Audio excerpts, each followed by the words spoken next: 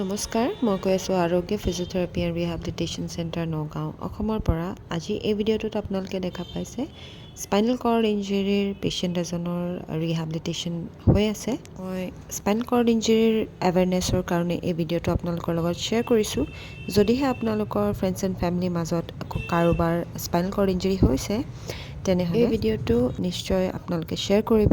Spinal cord injury হ'লে পেচেণ্টৰ দুয়োখন ভৰি কাম নকৰা হৈ যায় বা দুয়োখন হাত দুয়োখন ভৰি কাম নকৰা হৈ যায়। তাৰ মানে হৈছে যে পেৰালাইচিছ হৈ যায়। এনেকুৱা ক্ষেত্ৰত পেচেণ্টজনে বা পেচেণ্টৰ এটেণ্ডেণ্ট ঘৰৰ মানুহসকলে ঘৰতে মাতি ফিজিঅ'থেৰাপি কৰাই। অসমত আৰু নৰ্থ ইষ্টত প্ৰপাৰ নিউৰ' ইউনিট নোহোৱাৰ বাবে বহুত ভুগিব লগা হয়।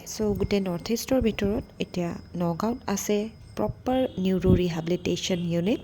ঘৰত স্পাইনেল কৰ্ড ইঞ্জুৰিৰ বাবে ফিজিঅ'থেৰাপি এণ্ড ৰিহেবিলিটেশ্যন কৰোৱাটো কিয় এডভাইজেবল নহয়, কাৰণ স্পাইনেল কৰ্ড ইঞ্জুৰি পেচেণ্ট এজন পেৰালাইচিছ হৈ থাকে আৰু পেৰালাইচিছৰ পেচেণ্টক অকল এজন থেৰাপিষ্টে থেৰাপি বা ৰিহেবিলিটেশ্যন কৰোৱাৰ খুবেই অসুবিধা।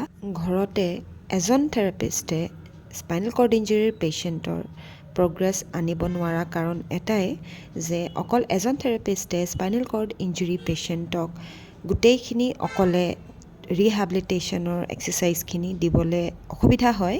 স্পাইনেল কৰ্ড ইঞ্জুৰিৰ পেচেণ্ট এজনক মিনিমাম 2জন আৰু মেক্সিমাম 4-5জন থেৰাপিষ্ট দৰকাৰ হয় প্ৰপাৰ ৰিহেবিলিটেশ্যনৰ বাবে।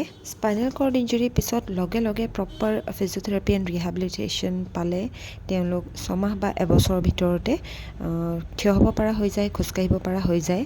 তাতে তেওঁলোকে যদি ঘৰতে থেৰাপি কৰাই প্ৰপাৰ প্ৰগ্ৰেছ পোৱা নাযায়, তাৰ লগতে সময় আৰু পইচা দুয়োটাই নষ্ট হয়। এই ভিডিঅ'টোত আপোনালোকে দেখা পাই আছে কেনেধৰণে 4জন থেৰাপিষ্টে মিলি স্পাইনেল কৰ্ড ইঞ্জুৰিৰ পেচেণ্টজনক থেৰাপি কৰাই আছে। নিউৰ' ৰিহেবিলিটেশ্যন এটা টিম ৱৰ্ক হয়। ৰাইজেও এই কথাটো বুজি পোৱা খুবেই দৰকাৰ। আকৌ লগ পাম নেক্সট ভিডিঅ'ত। নমস্কাৰ।